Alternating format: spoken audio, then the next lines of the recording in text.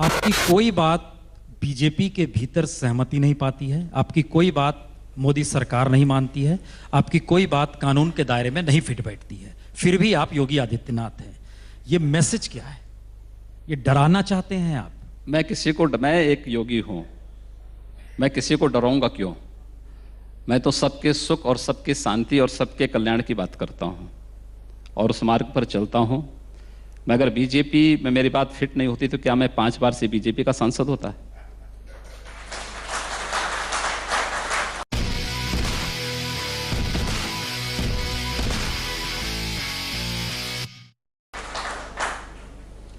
सांसद आप एक जगह से हैं, इस देश में 543 सीट है।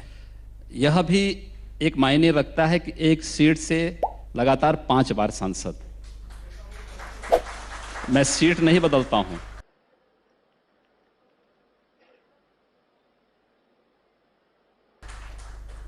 हर बार मेरे वोट का प्रतिशत बढ़ा है। कि मूल विचारधारा में हर तबके की मौजूदगी होनी चाहिए। हाँ, क्यों नहीं?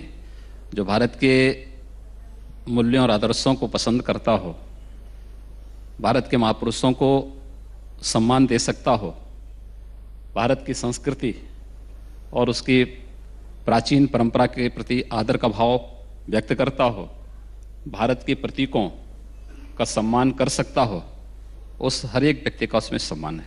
तो इस संस्कृति में संविधान कहीं आता है? क्यों नहीं? एक राजनीतिक दल के कार्यकर्ता के रूप में राजनीतिक भारत की व्यवस्था एक संविधान से संचालित होती है।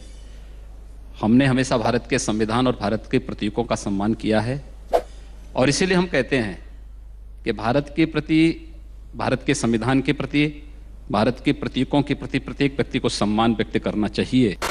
भारत की व्यवस्था संविधान से चलेगी, किसी शरीयत से नहीं। धर्मांतरण संविधान के दायरे में? हाँ, क्यों नहीं? इस देश का संविधान धर्मांतरण की छूट नहीं देता है। लव जिहाद संविधान के दायरे में? बिल्कुल, लव जिहाद की छूट इस देश का संविधान नहीं देता है। शाहरुख खान में हाफिज सईद दिखाई देता है संविधान के दायरे में? हाँ, क्यों नहीं भाई? अगर कोई व्यक्ति भारत के संविधान और भारत के प्रतीकों का सम्मान नहीं कर सकता है, उसकी भाषा किसी उस विदेशी आतंकी की भाषा होगी तो तुलना तो होगी। तो इसका मतलब है कि अब संविधान की परिभाषा हर कोई अपने अपने तरीके से ऐसा कर नहीं सकता है। अपने अनुसार कोई परिभाषा नहीं करेगा, उदाहरणों से समझाने का प्रयास करेगा। क्योंकि बहुत सारे लोग होते हैं जो बहुत सीधी बातें नहीं मानते हैं, तो उदाहरण देकर उनको समझाना पड़ता है। संविधान का मतलब कानून का राज होता है। इस देश का संत समाज तब भी सुख के लिए लड़ा है। तो इसका मतलब यह है कि अगर आपको धार्मिक स्वतंत्रता है तो किसी दूसरे को भी धार्मिक स्वतंत्रता होती है? हाँ, हर एक को है। हर एक को होगी। मैंने राम मंदिर निर्माण मक्का मदीना में करने की बात नहीं की।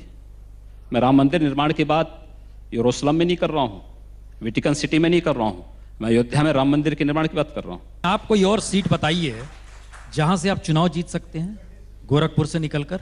कहीं भी, उत्तर प्रदेश, पूरे देश के अंदर कहीं भी। आप कहें तो हैदराबाद से चुनाव लड़के जीत सकता हूं। 19 में हम ये कह सकते हैं कि योगी आदित्यनाथ गोरखपुर से नहीं लड़ेंगे और हैदराबाद से लड़ेंगे? देखिए, राजनीति मेरा पेशा नहीं है। मैं राजनीति में किसी पद और प्रतिष्ठा के लिए नहीं आया हूं। मैं एक निश्चित मिशन के साथ उसमें काम करता हूं और मैं अपने उन उत्तरदायित्वों का पालन कर रहा हूं। मैं उन लोगों में से नहीं हूं कि जो हर बार सीट बदलते हैं।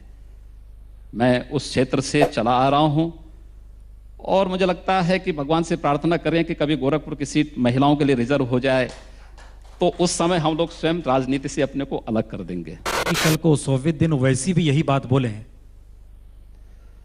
वो भी सही है। वो भी हर बार जीते हैं, आप भी हर बार जीते हैं। वह भी उस तरीके से बात करते हैं, आप भी उस तरीके से बात करते हो। आप बीजेपी के भीतर वैसी हैं या वो अपनी जगह पे योगी हैं? क्या है स्थिति? देखिए, ओवैसी योगी नहीं हो सकता,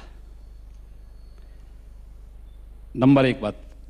दूसरा, यह देश संविधान से चलेगा, शरीयत से नहीं। मुझे लगता है इस देश के हर नागरिक को इस बात को तय करना होगा।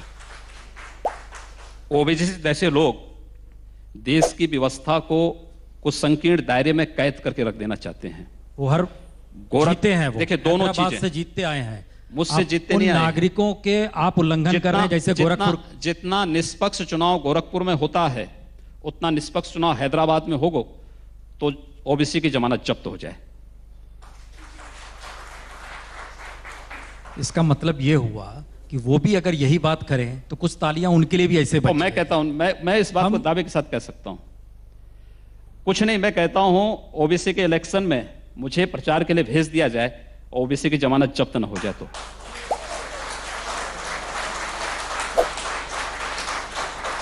इलेक्शन कमीशन पैरामिलिट्री लगा के चुनाव कराएं हैदराबाद में, ओबीसी कभी चुनाव नहीं जीत सकता।